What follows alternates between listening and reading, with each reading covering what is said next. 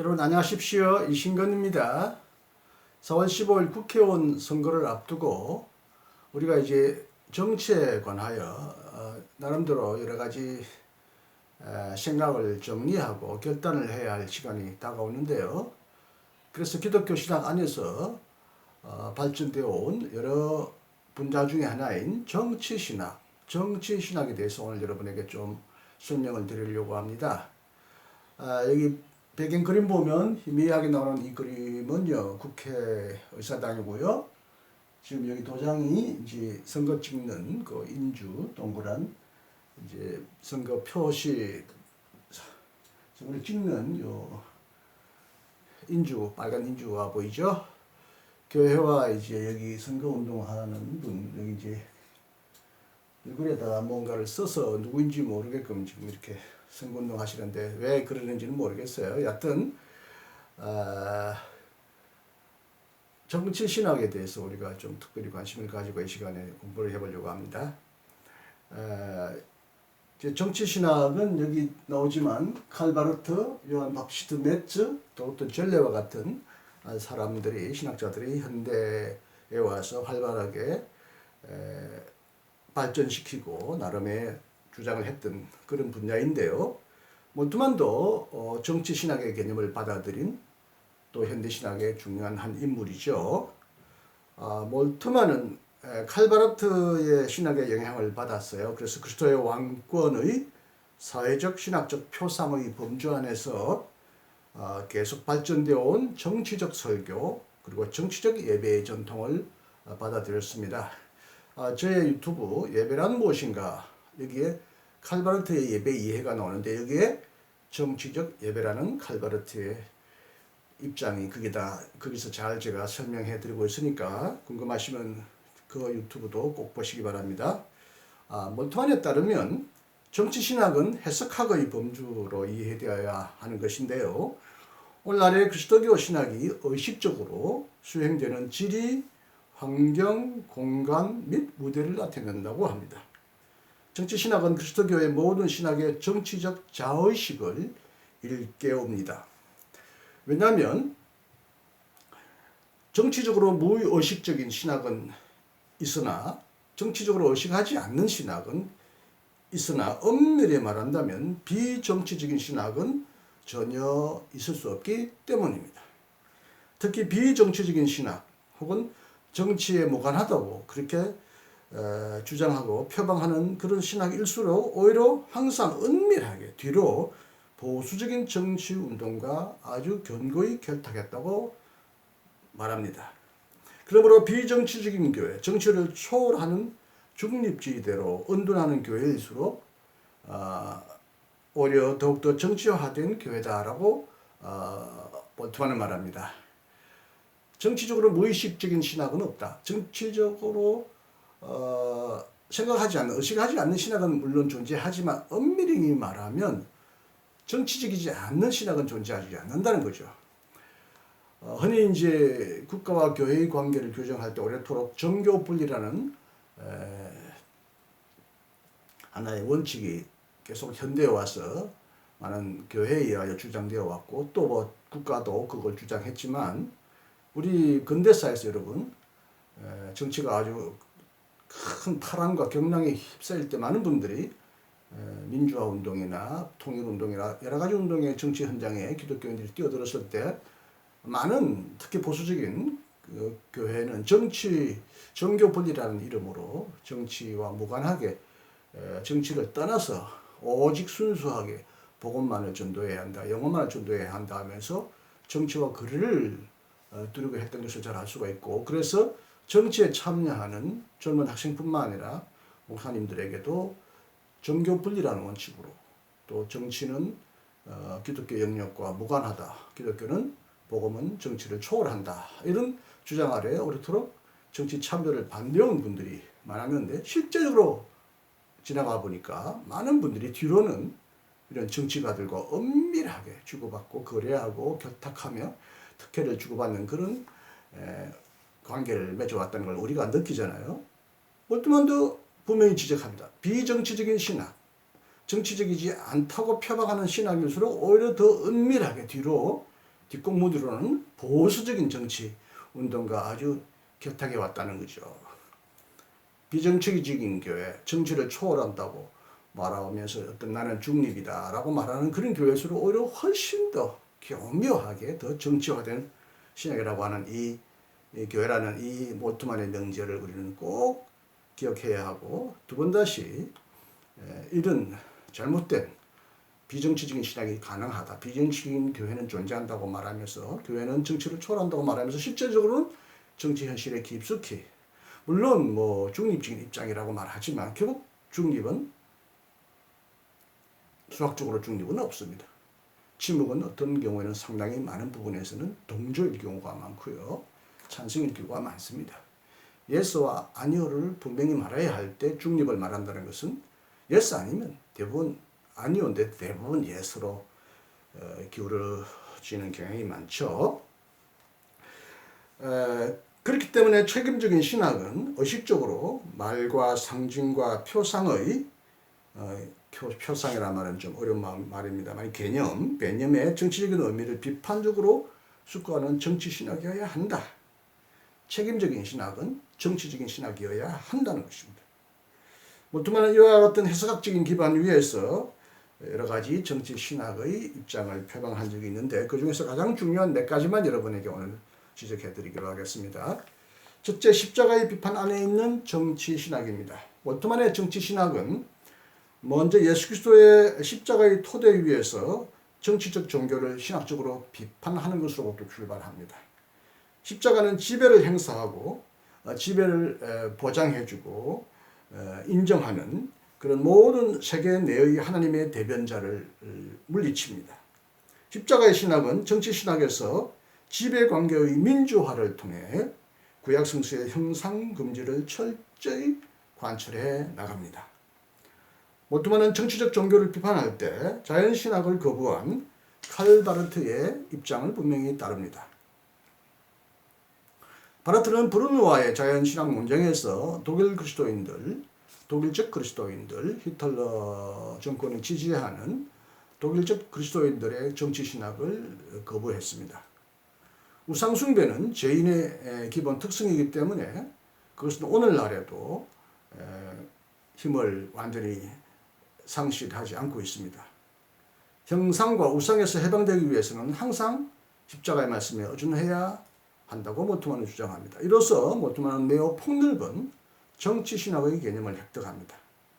정치신학은 원칙적으로 근대의 정치적 유일신론에만 제한되지 않습니다. 오히려 몰트만은 사회학자 피터 버그의 입장을 받아들여 정치신학을 백성을 동질화하고 확증하고 정당화하는 것을 돕는 상징적인 통합으로 이해합니다.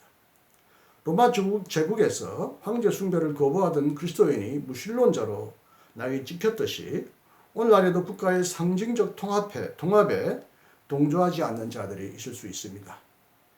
그리스도는 이러한 다른 자들과의 연대성 속에서 죽었기 때문에, 그리고 그리스도는 스스로 모든 정치 종교의 비동조자, 비협력자가 되었기 때문에 그리스도가 있는 곳에 교회가 있다라고 하는 원리에 따라 교회는 항상 남을 위한 교회가 되어야 한다는 것입니다. 그리고 십자가에 달린 예수를 믿는 신앙 안에서 특별히 자유의 역사가 있었던 것처럼 오늘날에도 바로 이 신앙 안에서 그리스도인의 자유와 정치적인 자유도 자율성을 가진다고 합니다. 칼뱅주의, 칼뱅의 신학의 관점에서도 우상 파괴적인 하나님 신앙과 하나님의 주권, 세상적 정치적으로 대표될 수 없는 하나님 관계의 자율성은 국가 권력을 제한하고 민주화로 이끄는 결과를 낳았습니다. 두 번째, 십자가에 달리신 하나님의 정치 신학입니다.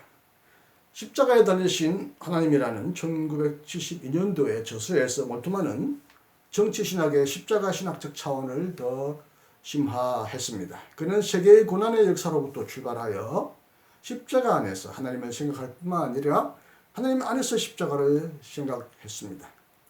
여기서 몰트만은 십자가에까지 이르게 된 예수님의 갈등, 하나님의 모독자로 그리고 선동가로 하나님께 버림받은 자로 등장한 예수님의 그 갈등을 예수님의 열린 역사 과정으로 볼 뿐만 아니라 이와 동시에 부활에 의하여 한 번 더 전개된 예수 그리스도의 종말론적인 과정으로도 이해합니다. 여기서 십자가에 달린 역사적 예수와 부활한 그리스도와의 동일성이 존재합니다. 예수는 물론 젤롯 당원이나 사회혁명가는 아니었습니다. 그의 나라는 물론 이 세상으로부터 나오는 것은 아니었습니다. 그래서 요한복음에서 나오는 말이죠. 그렇다고 예수의 선포가 비정치적이었던 것은 아니라는 것입니다. 그의 십자가형은 로마 제국주의의 사회적 정치적 질서에 맞선 선동, 반란에 대한 형벌로서 로마의 정치 종교를 비판하고 문제 삼은 것에 대한 하나의 대응이었습니다. 그런데 십자가 사건이 그리스도교의 신론의 실질 원리라면 십자가의 정치적인 차원은 하나님 안에서, 즉 아버지와 아들 간의 삼일체적 관계의 사건 안에서 생각되어야 한다고 모트만은 주장합니다.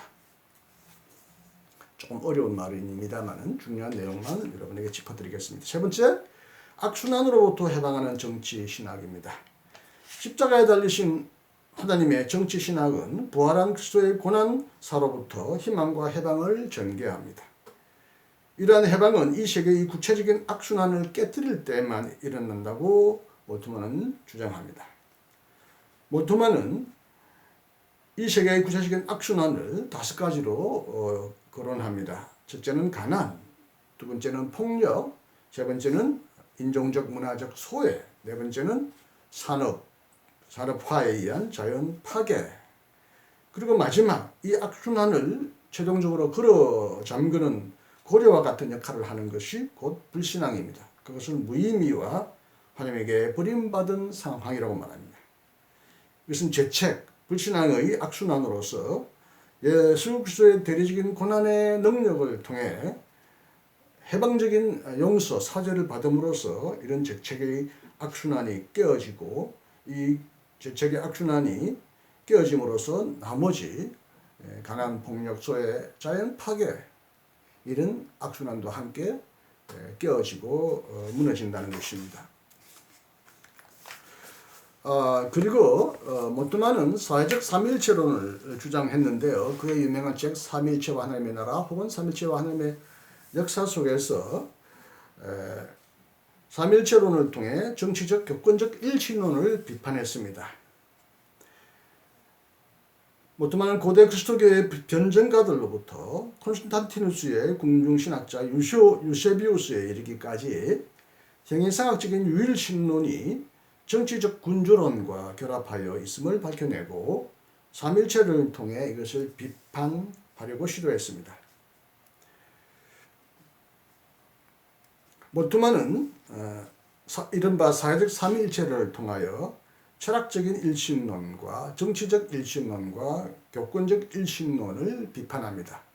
철학적 일신론은 한 분의 하나님, 그리고 한 로고스, 그리고 한 우주가 있다는 것이고, 정치적 일신론은 한 하나님, 그 다음에 한 교회가 있고, 그 다음에 하나의 한 제국이 있다는 것이죠.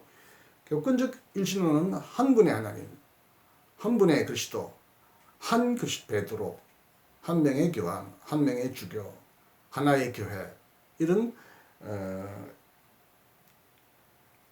계급적이고 수직적인 일신론의 체계를 삼일체론을 통하여 비판합니다. 이로써 몰트만은 한편으로는 사회적 개인주의나 개체적 사회주의를 주장하면서 개인주의와 사회주의 이 둘의 대립을 해소하고 이 둘을 개인주의와 사회주의를 공동에 거는 삼일체 하나님의 사김 위에 근거시키려고 하며 이것을 사회적 개인주의 혹은 사회적 삼일체라고 말하죠. 다른 한편으로는 힘, 권력과 권위와 순종 대신에 동의와 대화와 의견의 일치와 조화의 원리를 제시함으로써 교회를 지배로부터 자유로운 사귐으로 형성하려고 시도합니다.